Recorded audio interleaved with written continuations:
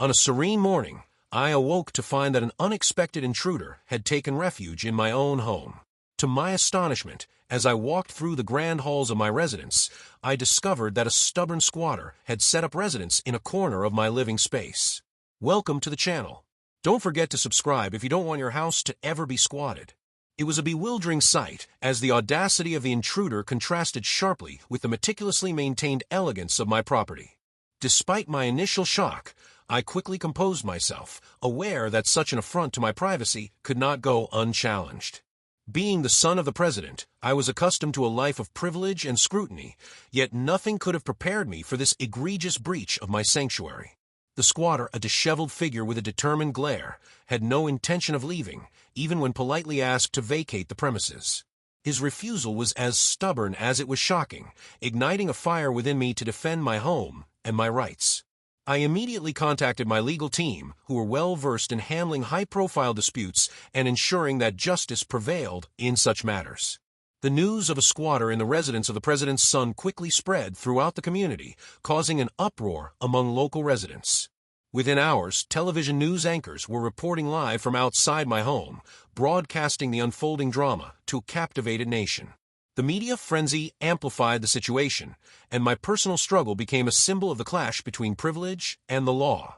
Every channel and social media platform buzzed with speculation, as commentators dissected every aspect of the controversy with fervor. Despite the intense public scrutiny, I maintained my composure, determined to handle the matter with both legal precision and dignified resolve. I held a press conference at my residence explaining the situation calmly, while emphasizing my commitment to upholding the law and protecting my property. The president himself expressed his concern over the intrusion, underscoring that even the highest echelons of society are not immune to such challenges. Throughout the day, I fielded countless interviews, each one revealing more about the incident and the unexpected turn my life had taken. Journalists marveled at the irony of a squatter refusing to leave the home of the president's son, a narrative that resonated with viewers across the nation. Social media erupted with hashtags and viral videos, transforming my personal ordeal into a national conversation about rights and responsibilities. Amidst the media storm, I directed my legal team to pursue all available avenues to reclaim my home and expel the squatter immediately. The squatter's defiant presence became a symbol of resistance against authority, attracting both supporters and detractors from all corners of the internet. Law enforcement was summoned to assess the situation, and while they initially found the squatter's claim dubious, the high-profile nature of the case required careful handling. The ensuing investigations revealed that the squatter had no legitimate claim to the property, a fact that further strengthened my legal position. Despite the overwhelming evidence against him, the squatter continued to occupy a small, cluttered room within the vast expanse of my residence. My legal representative swiftly obtained court orders demanding his immediate eviction, underscoring the clear violation of property rights. The legal proceedings unfolded with rapid momentum, capturing the attention of a nation eager to witness the enforcement of justice in a high-profile dispute. As the story gained momentum, nightly news segments featured expert analysis on property laws and the responsibilities of those who dare to overstep boundaries. The narrative took an unexpected twist when sympathetic blogger began to question the social factors that might drive an individual to seek refuge in such a lavish home. However, the legal facts remained incontrovertible, and the public discourse quickly returned to the fundamental issue of property rights and legal entitlement. In a dramatic court session broadcast live, judges reviewed the evidence, which unequivocally demonstrated that the squatter's occupation was unlawful. The proceedings were marked by passionate arguments, with my legal team articulating the broader implications of allowing such a breach of security in a prominent household. The judge's stern demeanor and incisive questions left no doubt that the rule of law was paramount, regardless of one's personal circumstances. When the final ruling was announced, it was a resounding affirmation of my rights as the rightful owner of the residence and the son of the president. The court ordered the immediate removal of the squatter, emphasizing that no individual could override the sanctity of private property with mere defiance. The legal victory was celebrated nationwide, with headlines proclaiming that justice had prevailed in one of the most sensational property disputes of the year. As the squatter was escorted out of my home under heavy police supervision, the images were broadcast on television, solidifying the case as a landmark event. The viral nature of the story transformed my personal ordeal into a symbol of resilience and the effective enforcement of the law, even against seemingly insurmountable odds. In the days that followed, my story continued to dominate media cycles, becoming a touchstone for discussions on property rights, privilege, and the responsibilities of power. Television talk shows, radio programs, and online forums dissected every detail of the incident, with my status as the son of the president adding layers of intrigue and significance. Throughout the relentless media scrutiny, I remained steadfast, using every opportunity to advocate for the importance of legal rights and the protection of personal property.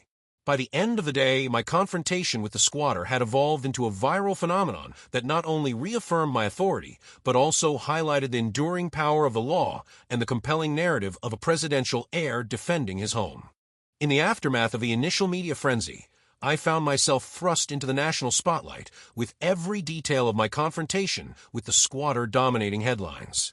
As the second day unfolded, the squatter's persistent presence at my residence became an overnight sensation, spurring heated debates on television and social media. Public opinion polarized rapidly, with many empathizing with my plight as the president's son, and others questioning the social complexities that led the squatter to choose my home as his refuge. My legal team, having already filed the necessary eviction notices, worked tirelessly to ensure that the case would be handled with both swiftness and the utmost fairness. Television anchors and online influencers dissected every statement I made, turning my calm assertions into rallying cries for the defense of private property rights. The squatter, whose identity remained shrouded in mystery, continued to occupy a corner of my once pristine foyer, seemingly indifferent to the legal measures being taken. While security forces monitored the premises, I engaged in a series of live interviews, using each appearance as an opportunity to articulate the importance of law and order. The media narrative shifted, framing my struggle not just as a personal dispute, but as a symbol of the broader battle between entrenched privilege and societal challenges.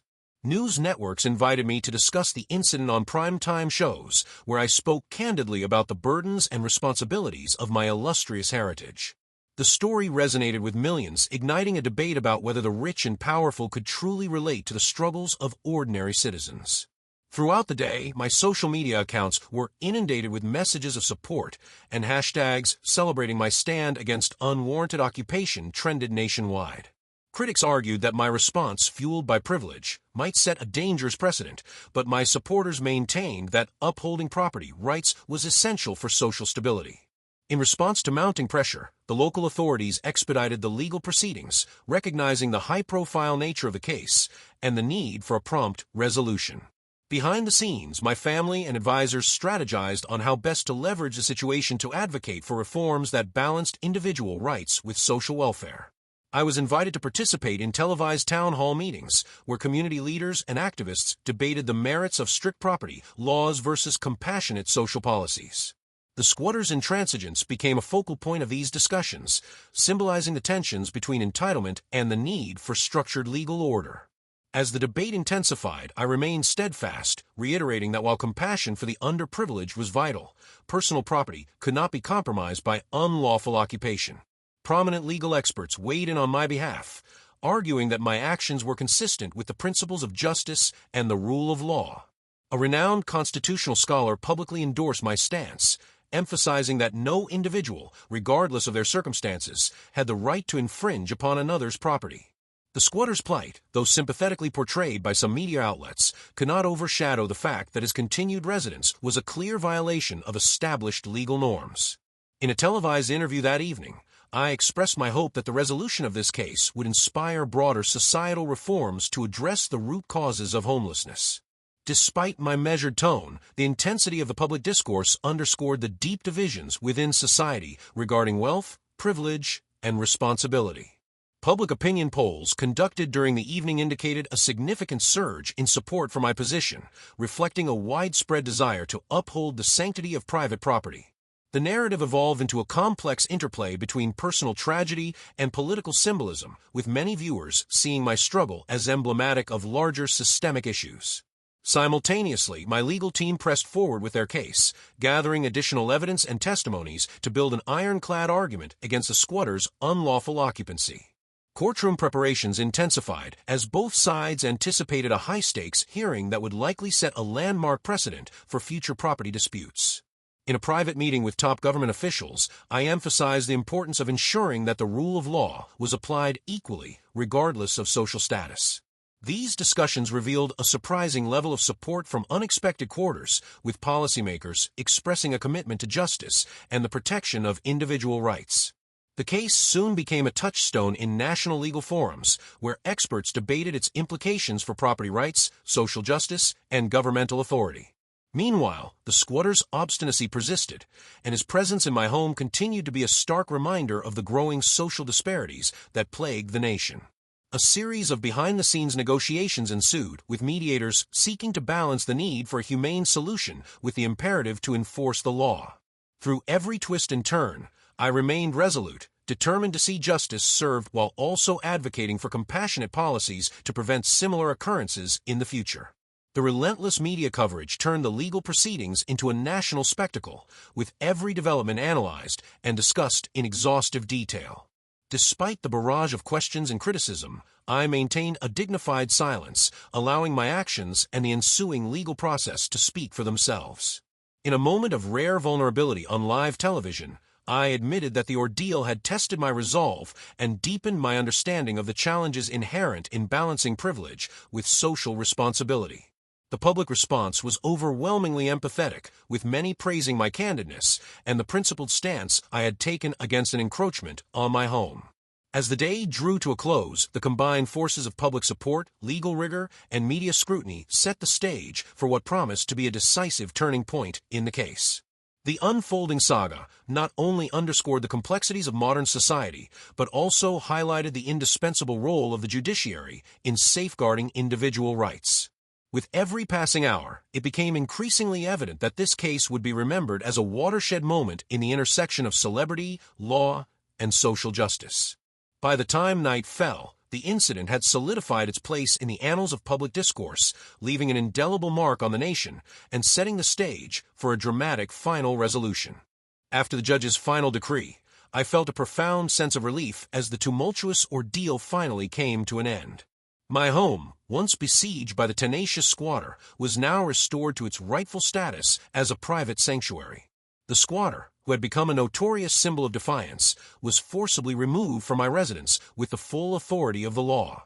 Media outlets erupted in praise, heralding the verdict as a landmark victory for individual rights and the unyielding rule of law.